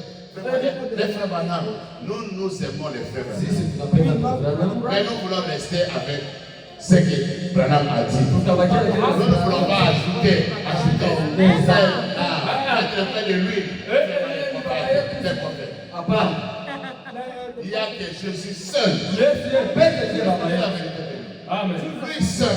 Yeye mwenyewe, C'est ce que le prophète dit. Il dit, parce que Dieu seul. sababu Mungu mwenyewe Lui seul avait le pouvoir de ramener yeye à la vie. alikuwa na nguvu ya kurudi. Ah, il était cet Emmanuel. Dieu avait été Alikuwa manifesté en chair. ndiye Emmanuel, Mungu Il n'y a que katikati Jésus yetu. qui peut ramener à la vie. Ni Yesu peke yake ndiye anaweza kuturudisha. C'est là où nous venons de lire Na hapo ndio tunatoka kusema dans Romains 8, kwenye 11. Warumi 8:11. Il dit, si l'esprit de celui qui a ressuscité Jésus, Kama roho yake aliyekufa Yesu akaa ndani yenu, lui, Dieu ramènera aussi vos corps mortels. yeye Mungu À la ataleta dini yenu katika hali ya Maintenant, le kufa. prophète, ça veut dire quoi? Ça veut dire que nous étions morts, Sisi hapa tulikuwa tunakufa, mais il nous a ramenés. akatuleta katika uzima. C'est ça. Et le prophète dit que c'est le mot vivifié. Ni nguvu za kuisha. Yes, vivifié. Ça veut dire rendre à la vie. Maana yake ni kuisha kwenye uzima. Oh, ça c'est merveilleux. Hiyo ni Et c'est là, nzuri sana. Na hilo réservé seulement aux élus de Dieu. na hilo linawekwa À la tu kwa semence wachaguliwa, prédestinée. kwa mbegu iliyochaguliwa. Pour les autres, Kwa wengine même s'ils sont sincères, hata kama ni même wanyofu, s'ils vont à wapole, l'église, wanaenda même s'ils kanisa, ont construit de grandes hata églises, wanajenga le kanisa, prophète dit ça n'a rien à voir. haina chochote, Ça n'a rien à voir. haina chochote cha Ce kusema. n'est pas la Pâque comme eux ils pensent. Haina Pasaka kama wao wanaoenda. Notre Pâque à nous, Pasaka yetu sisi, Jésus est ressuscité. Yesu Il alifufuka, a vaincu la divinité de Satan, alivunja qui est la utatu wa mort, shetani la tombe ambao ni il est sorti de mort et il nous a ramenés à la vie. kuzimu, Il akatuleta nous a kwenye uzima, ramenés à la vie. akatuleta kwenye Donc, uzima. pour nous, Na la sababu mort n'a plus de pouvoir sur nous. mauti hayo tena nguvu kwetu. Ah, parce que le prophète dit, Sababu nabii nous anasema étions morts en Christ kama et nous sommes déjà ressuscités. na tayari tumekwisha Même kufufuka. pour la guérison de l'homme. Hata C'est la même chose. kwenye uponyaji Il dit, ndugu par yangu, l'électricité, vous avez déjà été guéris. alisema kwa kupigwa kwako Ce n'est pas que non, vous serez guéris. sio Non, kama vous tutapona. êtes déjà guéris. Le problème, c'est accepter ce nom. Jambo la kukubali C'est tout. Et vous allez le voir arriver. kitokee. Ah. Oh, mes bien-aimés. Le temps presse. Saa zinaenda, Yeah, on va avancer, mais on va revenir sur ça. tutarudi kwa Notre haya. dimanche, on va continuer avec Wiki l'histoire des Pâques. ijayo Et tutaendelea, on va parler de notre époque maintenant. tutazungumza kwa wakati Dieu wetu. nous a ramenés à la vie. Leo Mungu alituleta kwenye uzima Après des années de ténèbres, baada ya kuwa na miaka ya giza. Jésus savait Yesu alijua qu'il y aura des ténèbres ya kwamba kutakuwa na pendant giza les âges, kupitia vizazi les âges des églises. katika nyakati za Mais au temps du soir, lakini wakati wa il y jioni a eu encore le jour du Fils. ulikuja kurudi Le kwa soleil Bwana. a encore frappé la terre. Jua tena ilipiga Et dunia. nous étions comme des semences. Na tulikuwa kama mbegu Là-bas, au commencement, hapo ces zamani, semences étaient sous l'eau. mbegu Et ilikuwa la chini ya lumière maji. a frappé, ça a donné la vie aux semences Ikaleta uzima qui kwa étaient prédestinées. mbegu ambazo Mais là-bas, na pale c'était une semence, ilikuwa mbegu, une vie qui devait encore mourir. Mais pour le moment, lakini kwa sasa les jours du Fils, kurudi kwa dans Bwana, 17h30, hilo dans Zacharie 14, hiyo Zakaria a été 14 promis la lumière. ambaye Et cette lumière nous a frappés. na mimi Nous nilikuza étions tous na sisi dans les dénominations. tulikuwa sio wote pamoja, Chacun suivait sa propre voie. kila mtu akifuata Nous imani étions yake. dans le péché.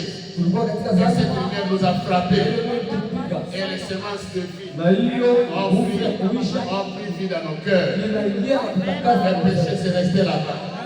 Le vénéché c'est resté là-bas. La cigarette c'est resté là-bas. Le femmes c'est resté là-bas. Maintenant c'est Jésus. Jésus. Jésus. Pourquoi? Parce que nous sommes morts. kwa sababu Nous sommes ressuscités avec lui. C'est ça notre part. hiyo ndio Pasaka yetu. Amen. Nous sommes des vainqueurs. Sisi ni washindi, Pas notre propre si victoire, kwa ajili ya ushindi wetu pas wenyewe, sa victoire. ni kwa Parce qu'il lui a dit, comme j'ai vaincu. kama alisema La victoire, nilivyoshinda nanyi c'est vaincu. na ushindi. Il a dit, comme j'ai vaincu. Kama Il nilivyoshinda, est sorti de la tombe alitoka kaburini avec la victoire. na ushindi, Et cette victoire, na ushindi huo il veut donner aussi à l'épouse. uliweza kupewa Les prophètes mjane. disent, Na utasema imaginez, il y a eu ilikuwa Élie, Élie et Élisée. na Elisha Il dit, c'est la même personne. ni mtu yule yule, C'est presque la même chose. ni jambo kama lile. Élie Elia est parti, il a laissé double portion de son esprit sur Élie. alienda, Elisha akapata sehemu maradufu ya roho ya Elia. Et puis il dit Adam et Ève, Adamu na Hawa c'est la même chose. ni mambo ya Il y a Ève. On a pris, Dieu a pris l'esprit d'Adam. Mungu alichukua roho ya Adamu. Adam était masculin et féminin. Dieu a Adamu pris alikuwa yote l'esprit, mume na il mke. a placé ça dans Ève. Akamata ile Ève alikatia et ndani. Adam, c'est la même chose. Adamu na Hawa ni kitu. Il dit, nous aussi, Sisi pia avec Christ, pamoja c'est la même chose. yale yale. Regarde comment on écrit. En français, c'est le prophète dit c'est époux, non? Ni matope sivyo? Époux, Ni husband. ni mwanaume, Ah, ni mume. mais gros, époux. Et puis il dit, c'est quoi? Na hapa La ni femme, c'est quoi? mwanamke ni mtu. Épouse. Bibi harusi. C'est la même chose. Le prophète dit que c'est la même chose. Jésus, à la montagne, Asiyekufa il nous a envoyé la puissance. alituletea nguvu. La puissance est restée avec son église. Nguvu zinabaki na kanisa. L'épouse ici, c'est l'église. Ili tuweze kuona kanisa Yes, letu. c'est l'église. C'est l'épouse. Et l'épouse est formée de plusieurs Na membres. kanisa hiyo imetengenezwa na Ce n'est pas wanaume. ce n'est pas l'église bâtiment comme Sio bâtiment. jengo la kanisa. C'est le corps du Christ. Ni mwili wa Kristo. C'est nous tous. Sisi Dans toutes sote. les assemblées là, il y a des enfants de Dieu là-bas. Ni wana wa Qui Mungu. forment l'épouse. Ambayo Et cette inafanya épouse-là, c'est la même chose que l'époux. bibi harusi hapo ni Cette épouse, Jésus a dit, Yesu alisema ne sortez pas fort. usitoke tena. Quand il est ressuscité, là nous venons de lire la Marc, c'est Marie de Magdala, Marie de Jacques et de Salomé. Ils allaient là-bas. On les a dit, vous allez où?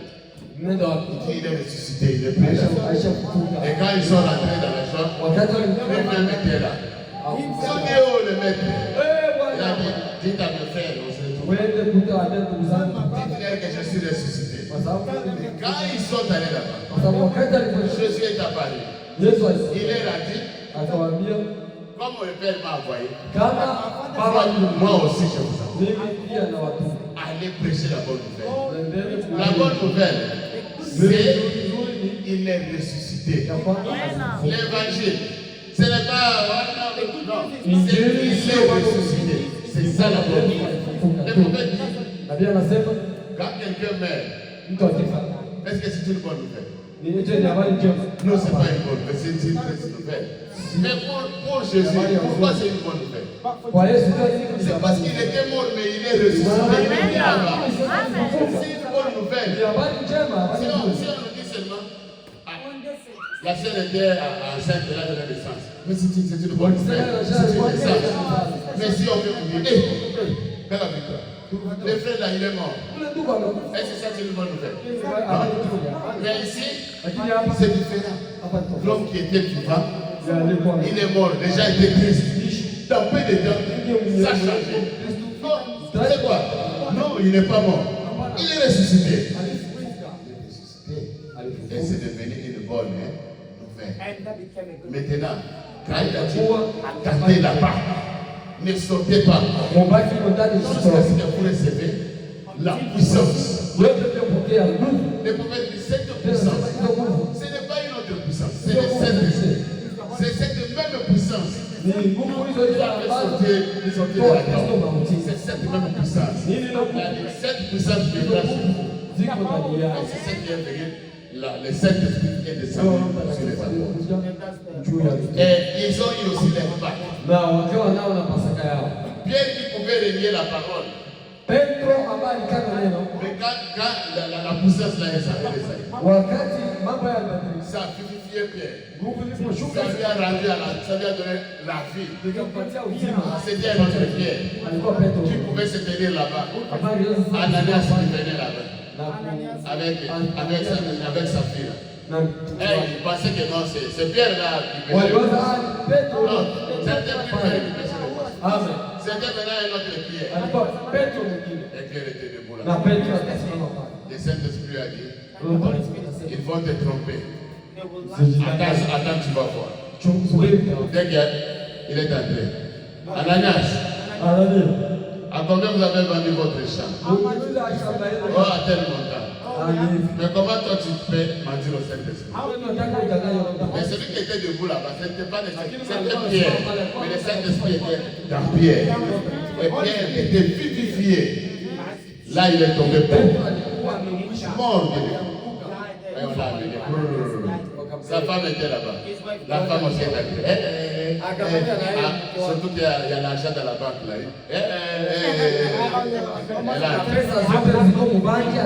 Dès qu'elle a, regarde, Pierre là, c'est le pasteur Pierre. Moi je le connais depuis longtemps. Il pêchait les poissons ici. C'est seulement Jésus qui l'a donné. On va voir. Elle était là. Sa fille là. À combien vous avez vendu les deux? Oh, c'est à tel montant. Elle a dit, comment vous êtes arrangés, toi et ton mari, pour mentir au Saint-Esprit? Mais elle ne voyait pas le Saint-Esprit, elle voyait plus. Elle a dit, comme tu as fait ça, voilà les deux qui ont fait ton mari. Elle est tombée, boum. Elle a ramassé, elle est partie. Et c'était le même Pierre là. Il est arrivé devant la porte, il appelait la belle.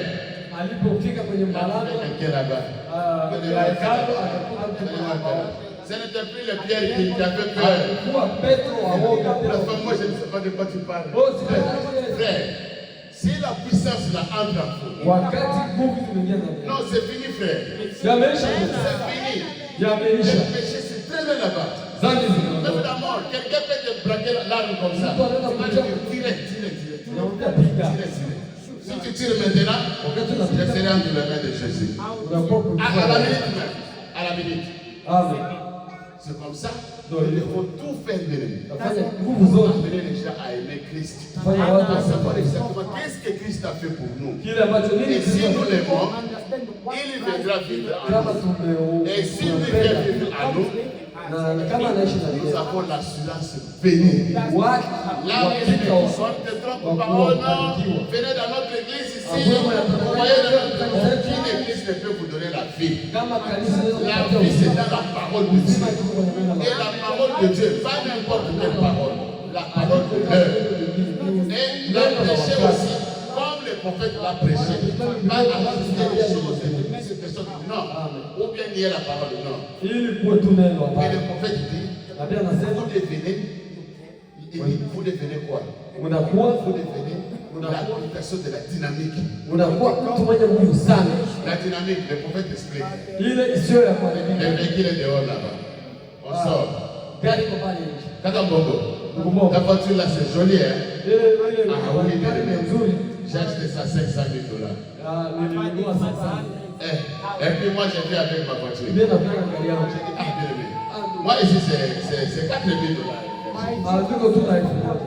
Mais dans la voiture de frère Bongo, Lakini gari yangu il pense que c'est l'essence qui est dedans. anawaza ni mazuti tuko mule ndani, petroli, L'essence, gasi. mais c'est de l'eau. Kumbe ni maji.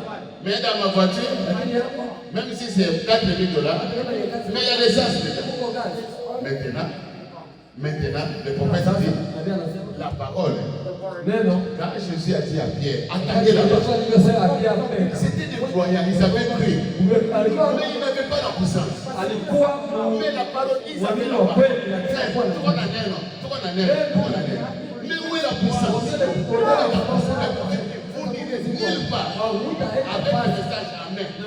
Vous mourrez avec ça. Où est la puissance? Ce message a été prêché par une puissance. Et ça a été confirmé par le surnaturel. À chaque endroit, ce message sera prêché. De la même manière que Branham l'a prêché. Cette puissance doit se manifester. Pas seulement de la chair, ça doit se manifester dans les enfants de Dieu. Ça doit changer les vies. Et ils doivent voir ce Dieu-là et visiter dans leur maison. C'est ça le message de Paul. C'était un autre Pierre. Ils avaient déjà la parole. Et la parole, le prophète dit que c'est la mécanique. C'est comme le véhicule. C'est la mécanique. Si l'étincelle là ne vient pas, si on ne met pas la clé, si le feu là ne va pas allumer, boum. Le prophète dit, je lirai ça. Le prophète dit, ça va faire. C'est comme le véhicule. Tu démarres.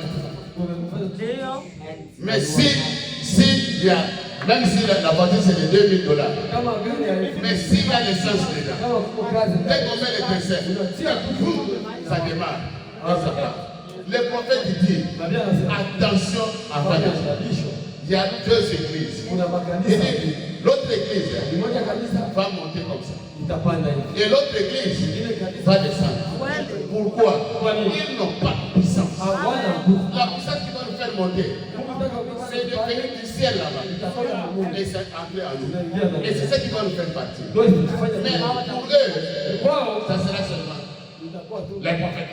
Mais où est le Dieu de ce prophète? Où est le Dieu de ce prophète? Vous avez fait de la parole, le message, ça devient comme des traditions. Non, frère. Le message, ce n'est pas une tradition. Le message, c'est une vie. Pas une vie d'hypocrisie. Non, c'est une vie bien aimée. Si j'ai dit, Kakambongo, c'est 25 $, c'est 25 $. Ça ne peut pas être 25,5. Non, si c'est 25, point intérêt. C'est comme ça. Ça ne peut pas être de l'hypocrisie. On vient à l'église et on a des choses bizarres dans l'esprit là. On a la sorcellerie, on vient à l'église. Vous allez descendre. Que vous le voulez ou pas, vous allez descendre. Avec le long chip, avec des cravates, vous allez descendre. Attention, attention. parole. Non. Oui, frère. Mais quel neno? La parole, sans le Saint-Esprit. Mais c'est une lettre morte. Le Saint-Esprit doit entrer dans la parole. Pour purifier la parole. Pour faire la parole. Le Saint-Esprit doit être là. On ne peut pas prêcher le message comme les théologiens, comme les théories, comme les credos. Non, le message, ça doit être prêché avec la puissance de la résurrection. Et le prophète dit, vous devenez les habitations de la dynamique. Quand vous marchez, c'est Dieu qui marche. Vous avez et la mécanique et vous avez et la dynamique. Si quelqu'un est malade là-bas, la mécanique part. Par me maîtriser. Ils sont déjà guéris. Et la dynamique va vous dire, va. Et quand vous arrivez, dès que vous êtes posé la mécanique, vous dites, Seigneur, tu as dit à ton nom, je suis croyant, je pose mes mains. Et la dynamique doit suivre. Changer les choses. Là où c'était noir, il est blanc. Là où il y avait la mort, il cachait rien de lui. Il cachait rien. Il ne rien. Un serviteur de Dieu, c'est comme comment on dit, un coffre-fort. C'est comme un coffre-fort. Non, un coffre-fort là, on cache les choses.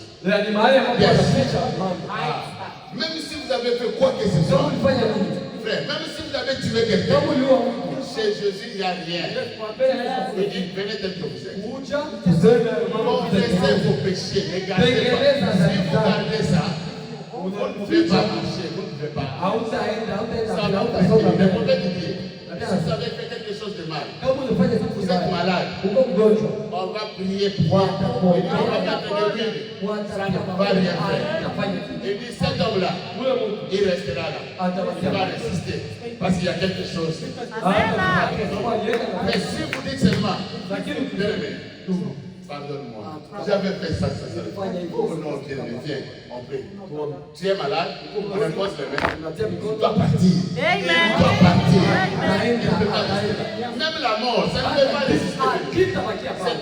Sors. La fois passée, je vous ai dit, l'amitié est partie me déposer au travail, à la maison. Je l'ai vu mort comme ça. Et j'ai prié. Elle est venue à la fête. On était au travail.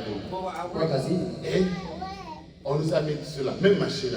Il y avait un exploit américain qu'on avait mis, que j'ai appelé de train là. À un moment donné, moi j'avais dit que je ne lui dirais pas. Une chose comme ça, comment tu vas dire à quelqu'un? Et on parlait, bien aimé. L'onction est venue. Je tournais. J'ai dit, Papa Boaz, je vais te dire une chose. Je ne voulais pas te dire. Mais l'onction est ici. Je vais te dire. Quand tu m'as déposé à la maison, tu allais dormir. Je t'ai vu mort. Il est resté. J'ai dit, je t'ai vu mort. Tu as pris quelque chose que tu as pris. Il y avait quelque chose de foi à l'intérieur. Et c'était mort. Et j'ai prié. Tu es revenu à la vie. Il m'a regardé. Il m'a dit, ça c'est Dieu. Ça c'est Dieu. J'ai dit, comment tu connais? J'ai dit, non, ce n'est pas moi. Cette puissance-là, cette dynamique-là est ici. Il m'a regardé. Comment tu s'appelles? Il était en Afrique. Et on l'a empoisonné là-bas. Personne ne connaît. Même sa femme ne connaît pas. Seulement moi. Comment tu connais? J'ai dit, lui, c'est lui qui m'a montré. J'ai dit, papa, on m'a empoisonné. J'étais en Afrique, c'est en Tanzanie. Quelqu'un m'a empoisonné. Et je suis venu ici, j'ai fait les examens. On m'a confirmé. J'étais empoisonné. La dynamique? Non, frère. Quand ça entre vous, vous devenez dépositaire de la dynamique. Vous marchez avec les ciels. Vous marchez avec les anges. Même dans la famille, personne ne peut jouer avec vous. Même dans le monde ici, personne ne peut jouer. Ils peuvent seulement dire, à toi, c'est toi. Ils ne savent pas ce que vous êtes. Si vous ouvrez seulement la bouche, boum, demain là, on parle à la télé. Ukisema neno kesho atakuja. Kweli kabisa. Donc, pour nous, la Pâque, Pasaka nous ne célébrons pas comme le monde. atuisherehekee kama Nous ulimwengu. célébrons la Pâque. Tunasherehekea Pasaka. Jésus-Christ vit en nous. Yesu Sachant que ataishi. nous sommes déjà ressuscités. Nous sommes morts aux choses du monde. Le prophète dit que chacun de vous peut vivre au-dessus de Dieu. Je vous dis la vérité. C'est une expérience que tout un chacun de nous Ni va passer. experience kila mtu Et vous atakuwa. le verrez dans votre vie. Pourquoi? Parce que je suis témoin de lui. Il y a des choses dans le monde. Vous pouvez tout faire pour vous débarrasser de ça. Unaweza kufanya Ça ne parle pas. ili Ça ne tujitoe parle pas. mahali. Seigneur, je te veux pour ça. Ça revient. La même chose. Cela ne veut pas dire que vous voulez pas d'enfant de Dieu. Vous ne voulez pas de ça. Wewe uweke Dieu, utii. il a mis ça devant. Anafanyia Un jour. Parce que par votre propre force, vous ne pouvez rien. Pourquoi il a dit 100 mois, vous ne pouvez rien. Mais un jour, le Dieu là, il va ôter cela. Vous allez marcher. Vous regardez derrière. Et c'est moi. La chose là, céleste, vous ne savez même pas c'est où. C'est où. Vous ne savez même pas quand est-ce qu'il a ôté. La seule chose, croyez en Dieu. Acceptez-la, la parole de Dieu.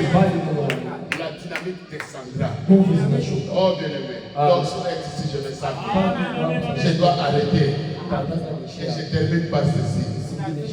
Shalom Tabernacle. Je vous aime beaucoup. Amen. Mais le frère que vous voyez ici, tantôt ou un jour, vous là, vous allez, on a entendu l'enregistrer. Vous allez commencer à dire, c'est qu'il revienne d'abord.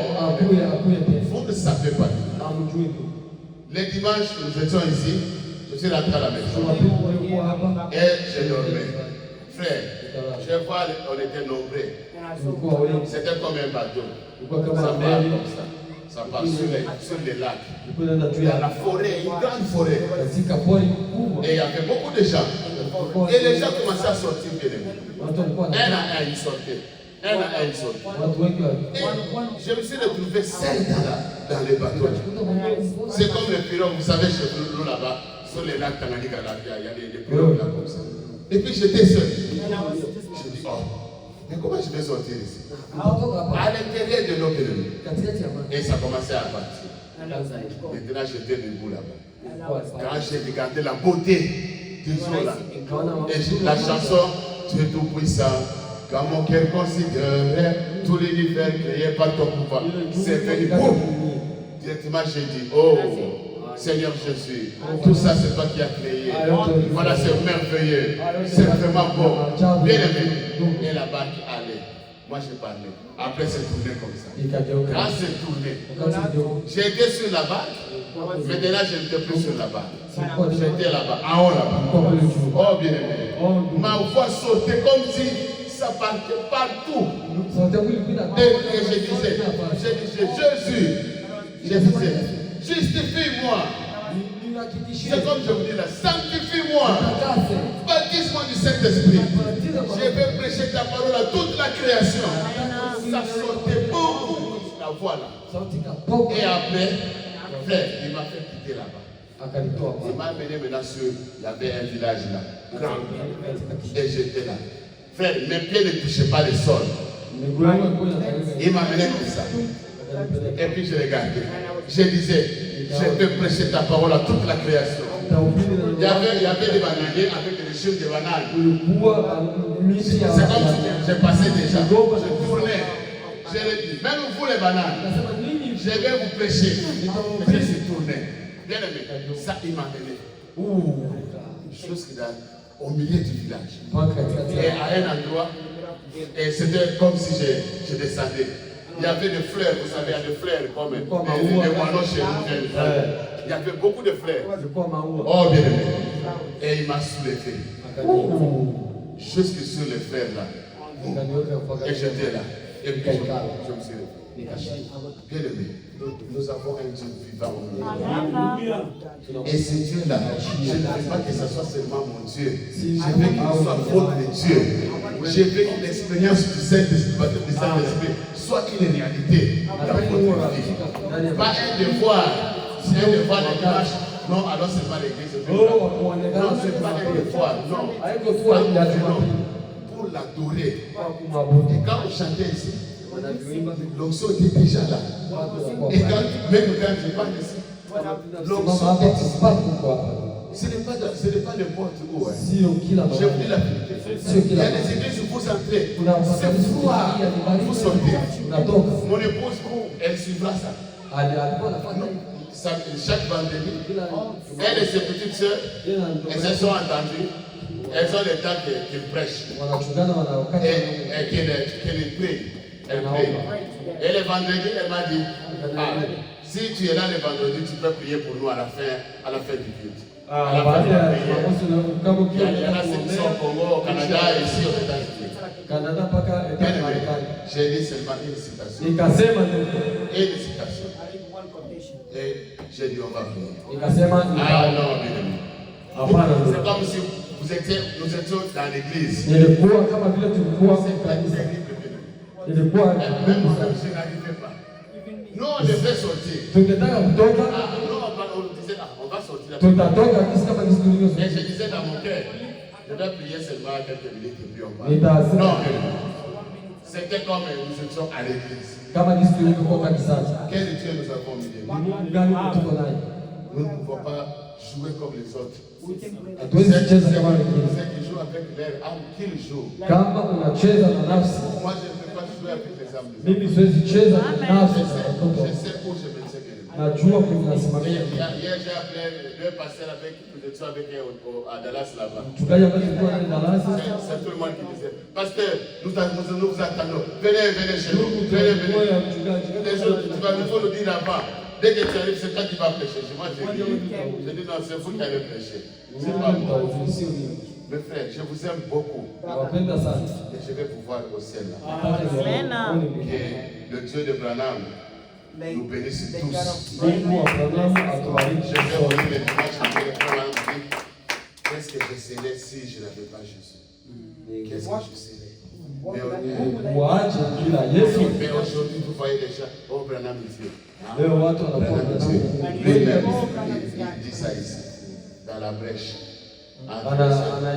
Elle est cette chose. Il dit, qu'est-ce que je serais Ningekuwaje bila Yesu? sans Jésus? Donc nous tous là, nous serions quoi sans Jésus? Sisi wote tungekuwa nini bila Yesu? Donc il est le seul Yeye ni wa qui peut ramener kipekee. nos vies. Anaweza Il est le seul. Il n'y a pas deux. Il n'y a qu'un seul Dieu. na Mungu Et mmoja son nom, tu. c'est le Seigneur Jésus. Na Il jina vous lake ni connaît. Yesu Kristo. Il vous connaît. Anawajua. Ne vous regardez pas comme rien. Ne pensez pas que non, le fait que bon, il parle seulement de. Non, non. Si je témoigne parce que j'ai peur dans mon cœur quand Dieu vient me parler et que Dieu, il sait que je viens ici pour vous prêcher. Kuja kusema na Mungu kujua Parce qu'il connaît que c'est vous qui allez être là pour écouter la parole. Mungu anajua ni nini unaenda Je dois kusema. vous servir avec crainte. Ndio maana wote Je dois vous servir avec la crainte de Dieu d'amour. Et vous tunatumikia dire na la wote. vérité de Dieu pour que cette vérité puisse vous affranchir. Si vous êtes malade, que cette parole-là puisse vous guérir. Et la maladie, ce n'est pas seulement le corps. Sio tu La maladie est aussi spirituelle. Parce que vous pouvez être guéri aujourd'hui et tomber encore malade demain. unaweza kupona leo, Mais si vous êtes guéri spirituellement, c'est fini, frère. Quand vous êtes même en forêt là-bas, là où les pygmées sont venus là-bas, vous allez marcher, un fils de Dieu. Vous allez regarder un fils de Dieu, pas d'arrière-pensée. sio mkizi Dans vous, mwakili. c'est pas la pensée qui est en Christ. Amen. Mais c'est la parole, la parole, la parole, la parole. Que le Seigneur vous Mungu wa Oh, ça c'est bien. Je remercie Dieu pour vos vies. kwa ajili ya Et uzima. moi je crois Na mimi que naamini vous êtes des chrétiens. kwamba nyinyi ni Wakristo. Et la vie chrétienne, Maisha ya Kristo ce n'est pas une vie facile. si maisha ya C'est une vie de prisonnier.